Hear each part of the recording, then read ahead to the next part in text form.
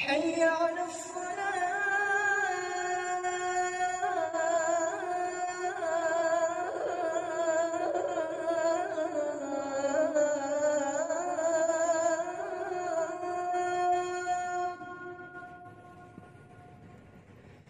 حي على الصلاة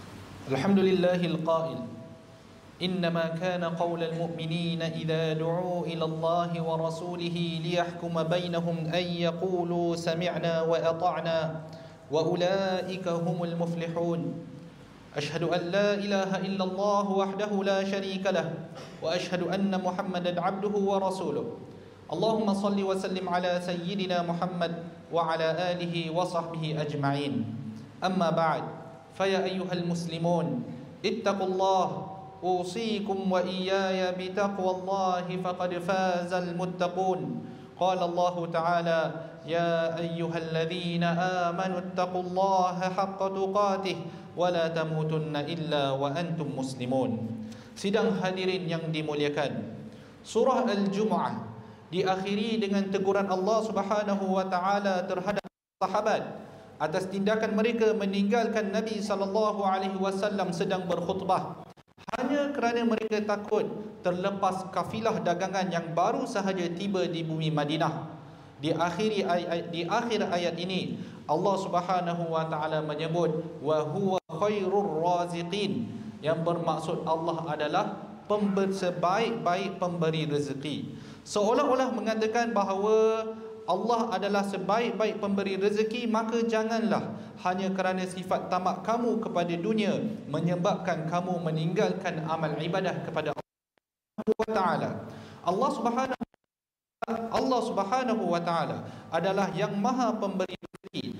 Dia berkurniakan rezeki kepada yang diingininya tanpa sebarang keterikatan. Allah juga melebihkan sebahagian umat manusia ke atas sebahagian yang lain dalam bab rezeki sebagai ujian kepada mereka. Selain itu, Allah Subhanahu wa taala juga telah menetapkan beberapa amalan yang boleh mengundang rezeki Allah Subhanahu wa taala, dan antaranya adalah seperti berikut. Yang pertama, bertakwa kepada Allah Subhanahu wa taala. Ini adalah salah satu sebab utama kelapangan rezeki dan keberkatannya, kerana Allah Subhanahu wa taala telah berjanji kepada orang yang bertakwa dengan berkata, dan barang siapa yang bertakwa kepada Allah, niscaya Allah akan menjadikan baginya jalan keluar dan akan memberikan rezeki kepadanya dari arah yang tidak disangka-sangkanya. Allah Subhanahu wa taala juga telah berfirman, walau anna ahlal qura amanu wattaqau lafatahna alaihim barakatin minas samai wal ard walakin kadzabu fa akhadnahum bima kanu yaksibun. Dan kalaulah penduduk negeri itu beriman dan bertakwa, pastilah kami akan membukakan untuk mereka keberkatan daripada langit dan bumi, tetapi mereka mendustakan ayat-ayat kami, lalu kami siksa mereka disebabkan perbuatan yang mereka lakukan. Allah Subhanahu wa taala berfirman pula mengenai ahli kitab, walau annahum aqamut tawrata wal injila wama unzila ilaihim min rabbihim la akalu min fawqihim wa min tahti arjulihim. Dan kalaulah sahaja golongan ahli kitab itu berpegang teguh kepada Taurat, Injil dan Al-Quran yang telah diturunkan kepada mereka daripada Tuhan mereka, niscaya mereka akan mendapat rezeki daripada atas dan juga daripada bawah. Bertakwa kepada Allah Subhanahu wa taala bermaksud melakukan apa yang diperintahkan dan menjauhi segala apa yang dilarang dan diharamkan Allah Subhanahu wa taala.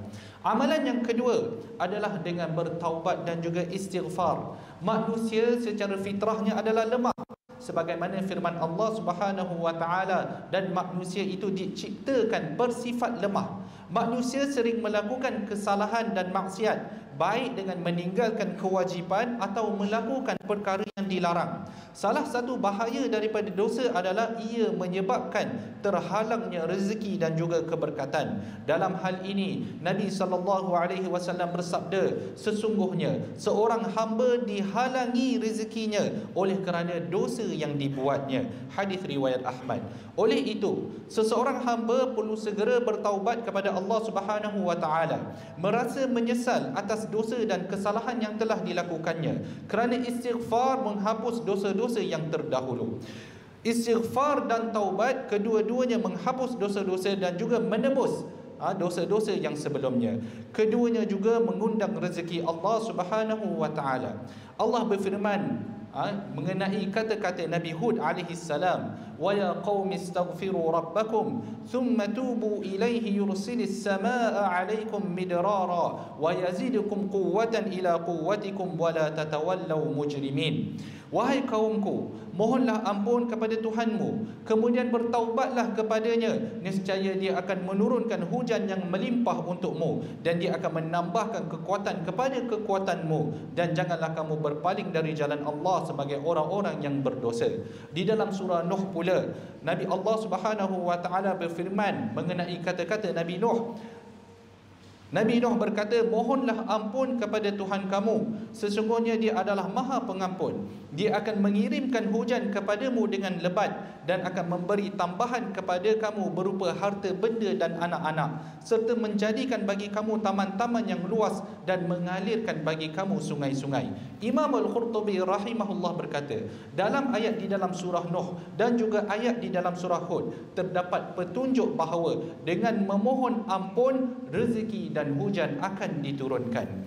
Diriwayatkan bahawa Amirul Mukminin Umar ibn Al-Khattab radhiyallahu anhu, Umar Al-Khattab radhiyallahu an keluar untuk berdoa memohon hujan buat penduduk kota Madinah, namun ia tidak melebihi daripada istighfar sehingga ke akhir. Bermaksudnya di dalam doa beliau tidak memohon kecualilah hanya keampunan. Kemudian orang bertanya kepada Umar, kami tidak mendengar bahawa engkau memohon hujan. Umar lalu menjawab, aku memohon hujan dengan pujian kepada Allah Subhanahu wa taala dan juga istighfar yang menjadi sebab kepada penurunan hujan. Kemudian Umar radhiyallahu anhu membaca ayat-ayat di dalam surah Nuh. Amalan yang ketiga yang boleh mengundang rezeki, tuan-tuan dan tuan-tuan yang dirahmati Allah, adalah berbakti kepada ibu bapa dan menyambung hubungan silaturrahim. Dalam hal ini Nabi SAW bersabda, sesiapa yang ingin diperluaskan rezekinya dan dipanjangkan umurnya serta diberi keberkatan dalam keturunannya, maka hendaklah dia menyambung hubungan silaturrahim. Dan daripada riwayat Al-Bukhari juga daripada Anas ibn Malik radhiyallahu anhu bahawa Rasulullah SAW bersabda, sesiapa yang ingin diperluaskan rezekinya dan dipanjangkan umurnya, maka hendaklah dia menyambung hubungan silaturrahim. Amalan yang keempat pula adalah infak pada jalan Allah.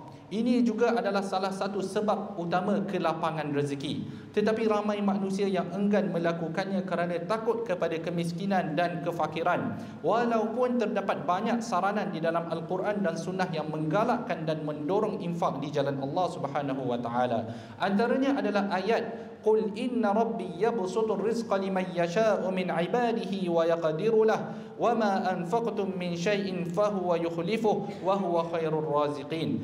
Katakanlah, sesungguhnya Tuhanku melapangkan rezeki bagi siapa yang dia kehendaki di antara hamba-hambanya, dan dia juga yang menyempitkan rezekinya buat mereka, dan apa sahaja yang kamu nafkahkan dia akan menggantikannya, dan dialah pemberi rezeki yang terbaik.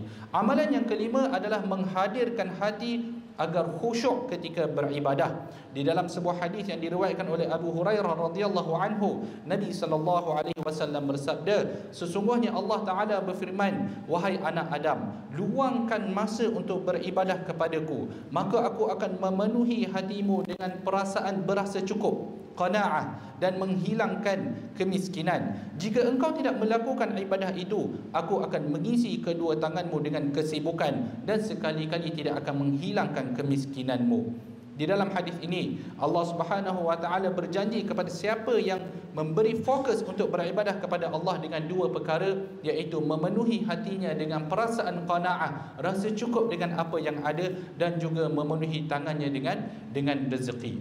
Yang keenam, berusaha untuk mencari rezeki. Tidak mencukupi dengan apa yang disebutkan kalaulah kita tidak berusaha. Kerana lazimnya ketetapan Allah adalah bahawa sesiapa yang tidak berusaha tidak akan mencapai rezekinya. Kalau seseorang itu hendakkan kepada natijah yang baik, maka hendaklah dia berusaha keras. Barang siapa yang berusaha akan mendapat hasilnya. Allah Subhanahu wa taala berfirman, dialah yang menjadikan bumi itu mudah bagi kamu, maka berjalanlah di merata-rata ceruknya dan makanlah sebahagian daripada rezekinya, dan kepada Allah kamu akan dibangkitkan pula. Oleh itu, sesiapa yang berjalan di bumi merata-rata untuk bekerja mencari rezeki akan makan daripada rezeki Allah, dan sesiapa yang duduk dan malas sahaja tanpa sebab yang dibenarkan, maka tidak layak untuk dia makan kecuali hanya dengan mengambil hak orang lain yang bekerja.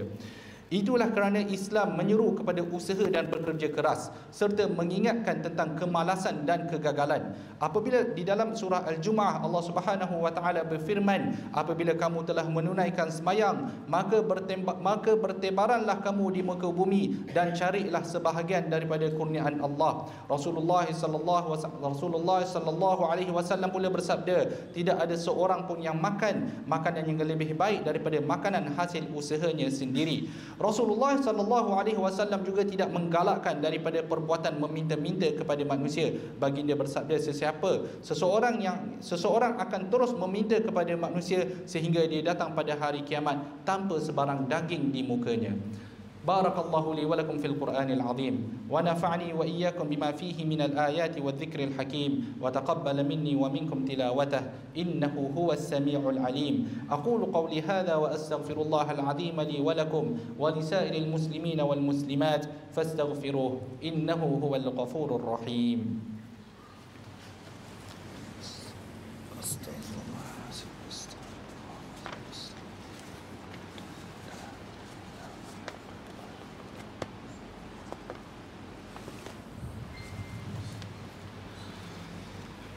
Alhamdulillahilladzi ja'alana minal muslimin wa razaqana minat thayyibat.